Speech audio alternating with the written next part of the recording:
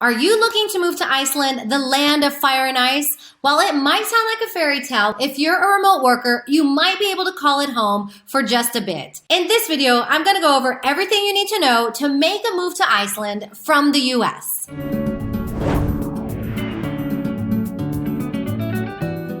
Welcome back, and if you're new here, my name is Cepee, rhymes with peppy, from SheHitRefresh.com, and I help women age 30 and over break free from a life of routine to move abroad or travel the world long term.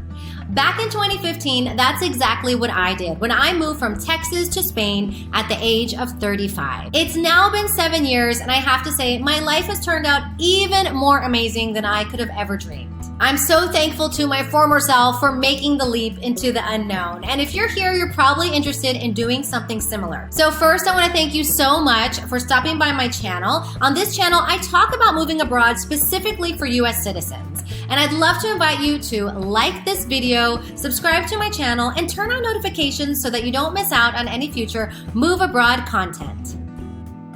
So Iceland's beauty and fascinating culture has made it one of the most popular tourist destinations. That, along with Game of Thrones and those cheap flights to Iceland back in the 2010s. But in this video, I'm not just talking about spending a weekend there as a tourist, but actually living in Iceland. But before we jump into all that, I just want to give out my weekly shout out. This week's shout out goes to True Story, who commented on my video, 20 pros and cons of living in Spain as an American. And True says, Barcelona flat prices are kind of crazy now.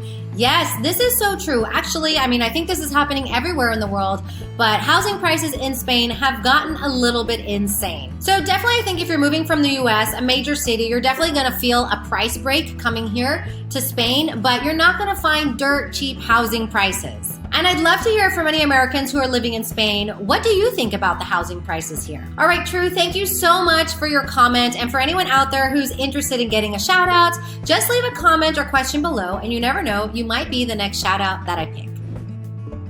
Let's dive into today's topic of moving to Iceland from the US. I'm gonna go over some of the pros and cons of living in Iceland, how you can move there, what to expect in terms of the cost of living, and talk a bit about the culture and environment. So number one is, how can I move to Iceland? So like most of the countries in Europe, especially those Nordic countries, moving to Iceland is no easy feat for a non-European. So typically work, study, and marriage are the main ways that people are able to acquire long-term visas to live in Iceland. But given the country's small population of roughly 366,000, getting into a university or finding that potential partner is gonna be pretty hard. Your best bet's gonna be Iceland's digital nomad visa. So let's go over all of these three options. So if you're interested in working in Iceland, it's good to know that Iceland hires about 2,000 foreign workers every year to fill their employment gap. So while it's a small window of opportunity, it is an opportunity, especially if you have some in-demand skills. But as I always say, it is very difficult to get a work sponsorship, and that's what you will need if you want to work in Iceland. And what makes this difficult is that your employer has to prove that there's no one in Iceland who can do this same job. So let's talk about what some of those in-demand skills are, or those roles that Iceland hires foreigners for. So Iceland's biggest growing sectors are construction, healthcare, tourism, and IT. So if you're highly skilled in any of these areas, you might have an easier time finding employment, but definitely don't count on it. And I had mentioned some labor shortages, so Iceland does issue temporary work visas to fill those critical gaps in employment, and nursing is one of those areas. Okay, let's talk about studying in Iceland. So there are 7 nationally accredited universities in Iceland that have programs that are open to foreign students. You can apply directly with the university of your choice and then just sit tight and see if you get accepted. But I think the most viable option here is going to be Iceland's digital nomad visa. So let's talk about it.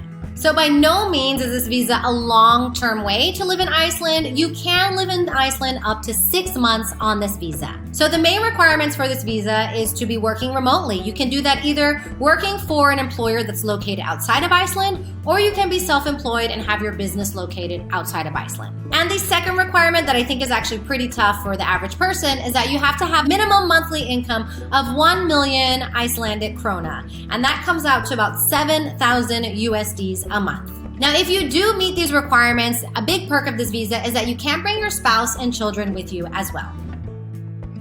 All right, the next thing you need to know is the cost of living in Iceland. So while salaries in Iceland are higher than the industry average, just know that so is the cost of living. And sometimes that cost of living is a shocking 40% higher than that of the US. So renting a one-bedroom in Reykjavik will cost you anywhere from about $1,500 to $2,000 a month, depending on where it's located. And you should factor in at least $1,000 for food, transportation, and very little recreation just for one person. So just remember that Iceland has to import most of its goods, so everyday items like fruits, vegetables, toothpaste, all of that's gonna be much more expensive than it is in the US. And of course, if you're coming over on the digital nomad visa and you're making at least $7,000 a month, you should be able to live a very comfortable life in Iceland.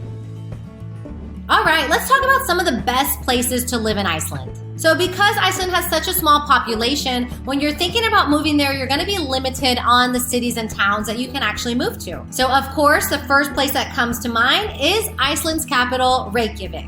So being the capital, it does have the biggest population in Iceland. Actually, most of Iceland does live in Reykjavik. And here you're likely to meet other Americans or expats, internationals, and also find those international products and establishments that you're familiar with. So if you're seeking any kind of nightlife or just that cosmopolitan feel, then Reykjavik is your city, but do know that it does mean a higher cost of living. Next on the list is Akureyri. So if you prefer being surrounded by nature and enjoy the outdoors, then this may be the spot for you. Akureyri is actually a harbor town, and there are plenty of opportunities here to hike, go skiing, horseback riding, fish, or just explore the surrounding mountains and fields. Another option is Iceland's third largest town, and that is Hafnarfjörður. Try saying that 3 times fast. So this is actually one of Iceland's most popular destinations, and they have a lot of cultural events and festivals here. It's actually considered in the country the center of rock and roll. So let's talk a little bit more about what it's like to live in Reykjavik.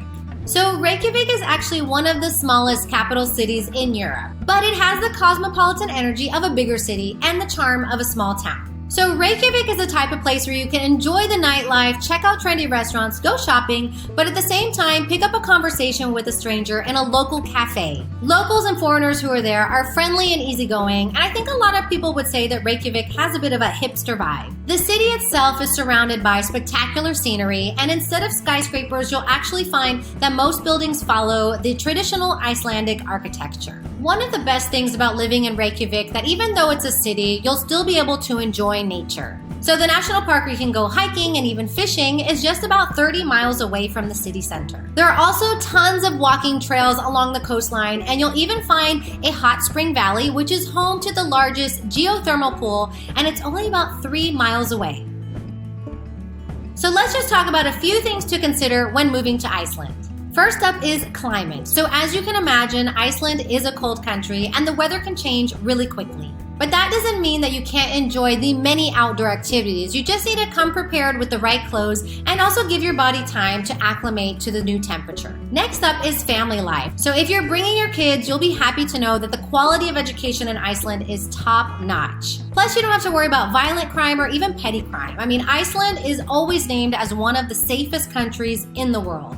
Next is quality of life. So yes, while the cost of living is high, the quality of life is worth it. You'll be surrounded by nature and just have a slower and more relaxed way of life. Next is the language. English is widely spoken, so you won't have any problem conversing with the locals. However, if you should be so lucky to manage to find a way to stay in Iceland long term, you should really try to learn the local language, even if it is difficult.